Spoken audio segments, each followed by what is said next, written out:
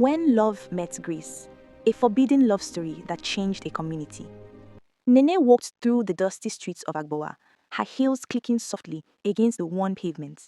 She carried herself with a quiet confidence that drew glances, but her eyes, warm, brown, and observant, were never focused on herself.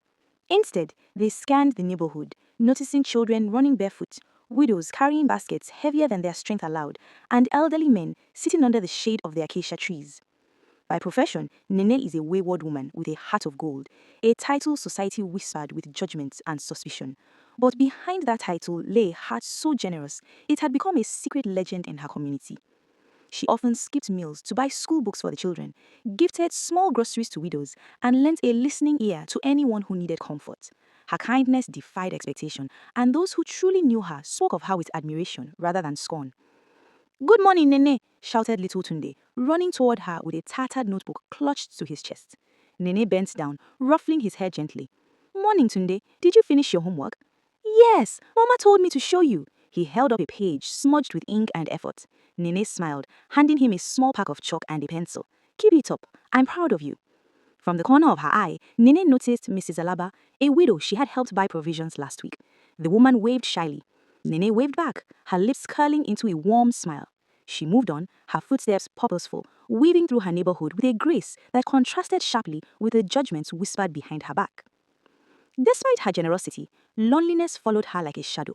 At night, when the streets emptied and the neon signs flickered above the bars she frequented for work, she would stare at the ceiling of her small room, questioning if anyone could ever see her for who she really was. Her beauty and charm opened doors, but few understood the depth of her heart. That evening, Nene stopped by the small school at the corner of the neighborhood.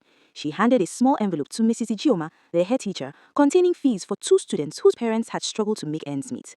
Mrs. Ijioma looked at her with tears glistening in her eyes.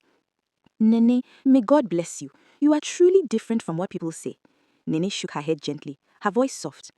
"I do what I can, Ma. I only wish I could do more." The night fell, wrapping the neighborhood in a quiet hush.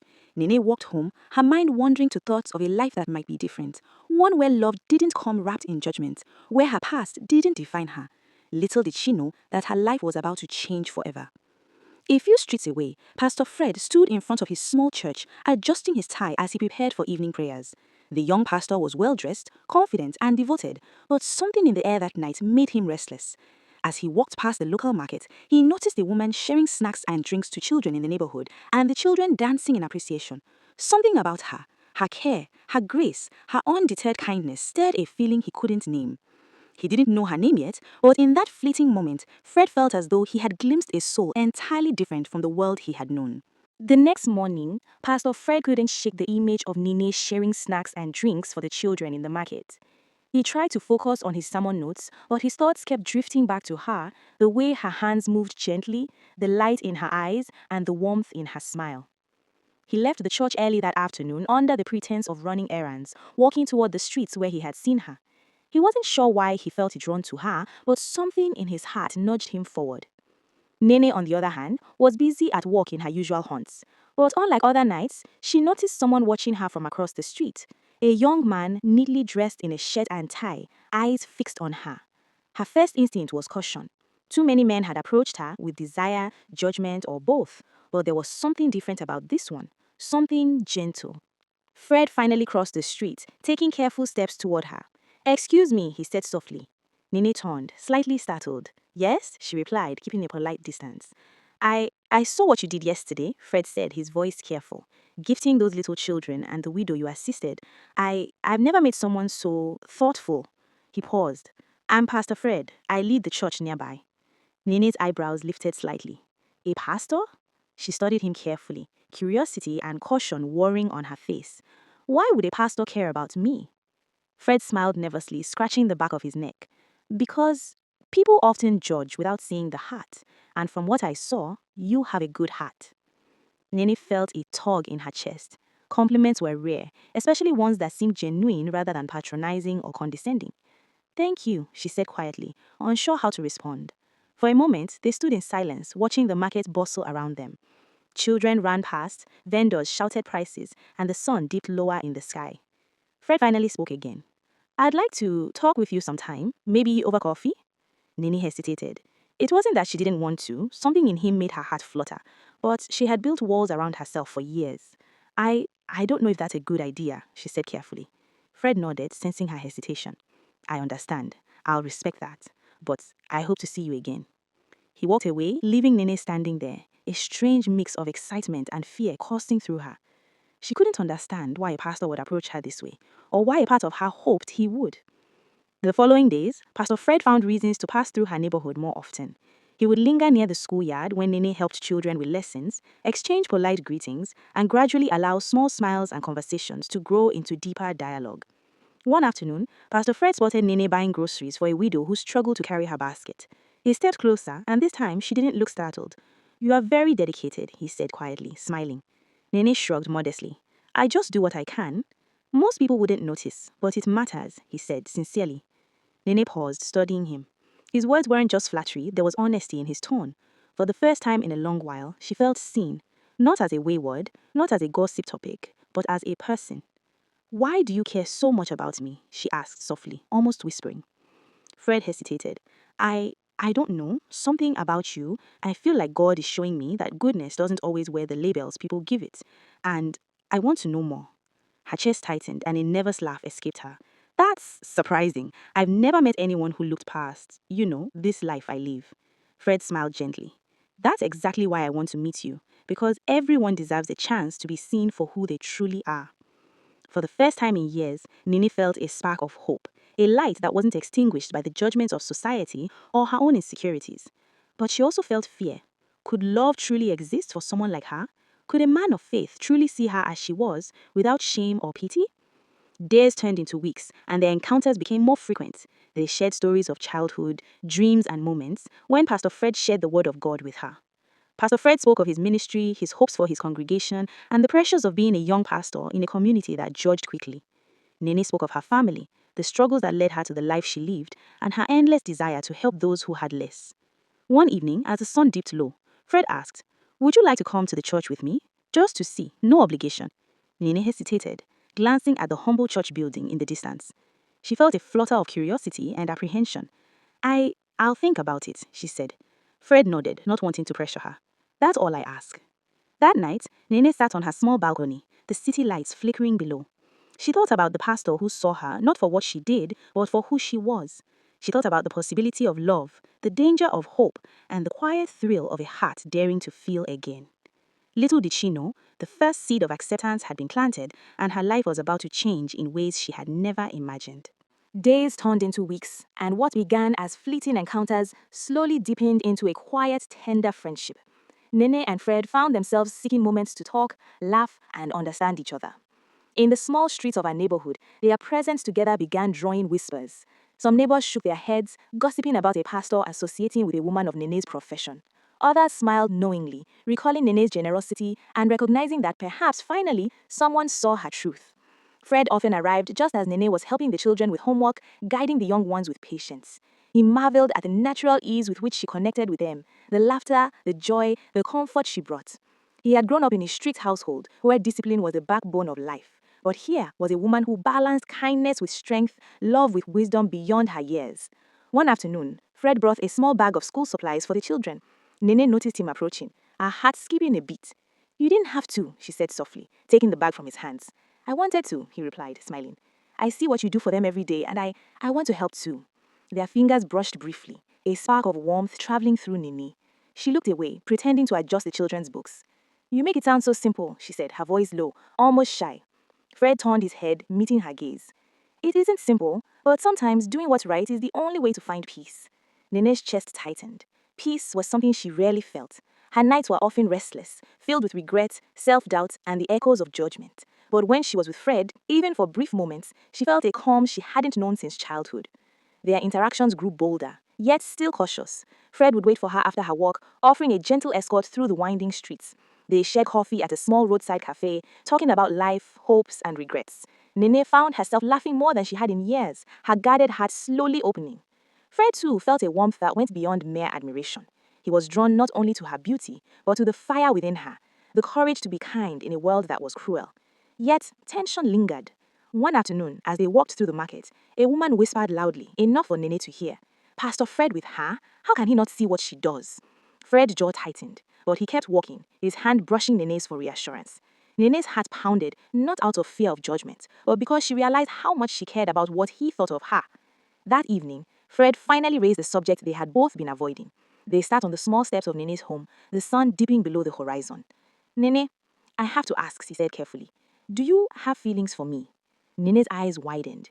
She looked down at her hands, twisting them nervously. I I think I do, she whispered. But I don't know if you could ever truly accept me. Not my past, not who I am. Fred reached out, lifting her chin gently so she met his eyes. I see you, Nene, not your past, not your profession, not the judgment of others. I see you, the woman who loves, who gives, who inspires. And yes, I feel the same. A tear escaped her eye, and he brushed it away with the back of his hand. It was the first time Nene had allowed herself to truly hope.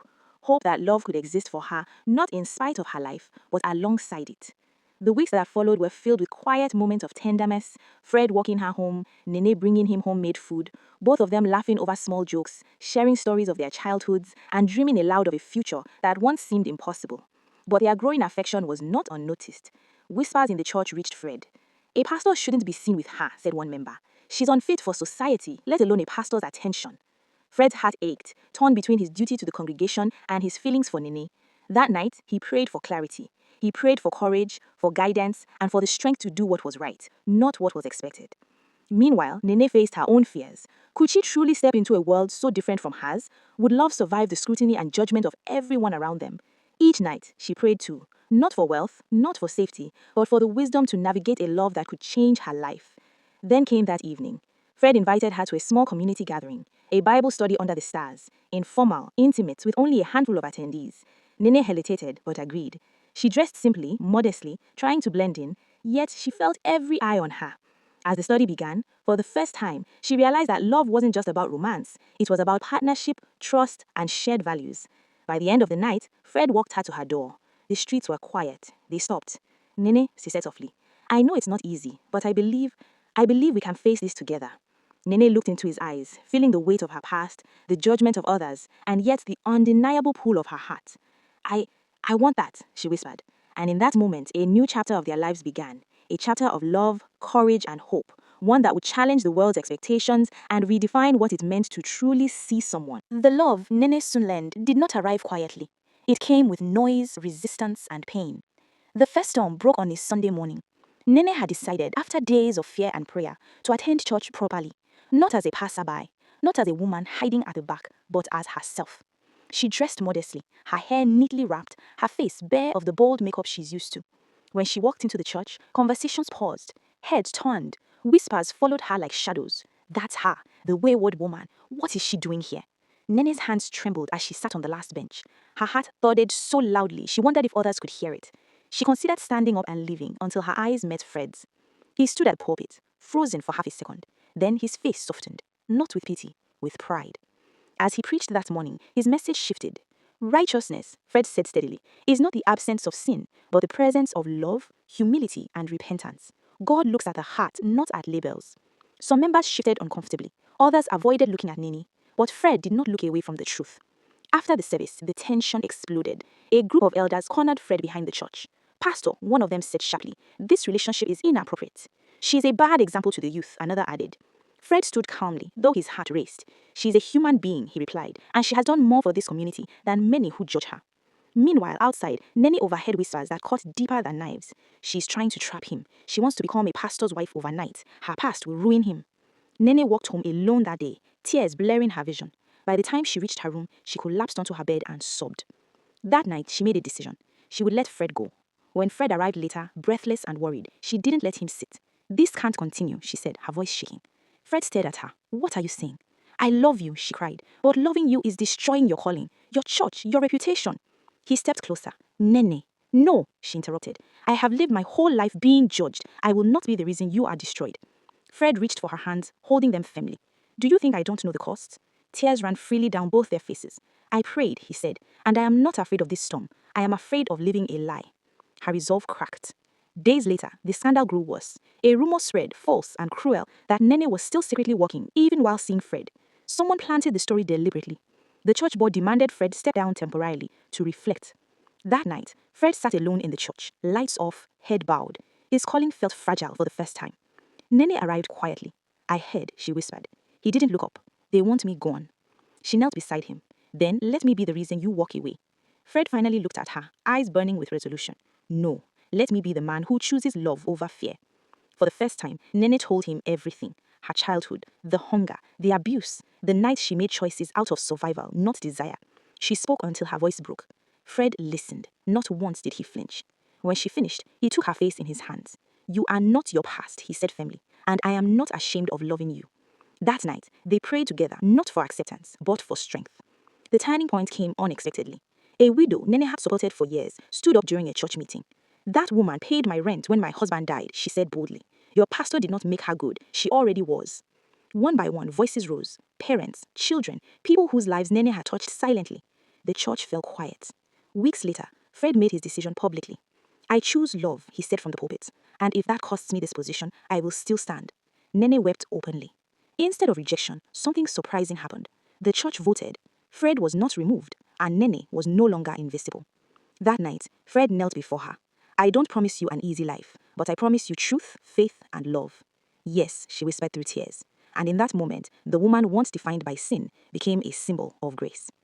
The wedding was nothing like the grand ceremonies people whispered about. There were no gold decorations or endless guest lists. Instead, it was small, intimate, and honest, just like the love that brought them there. Nene stood in a simple white dress, her hands trembling as she held a small bouquet of flowers.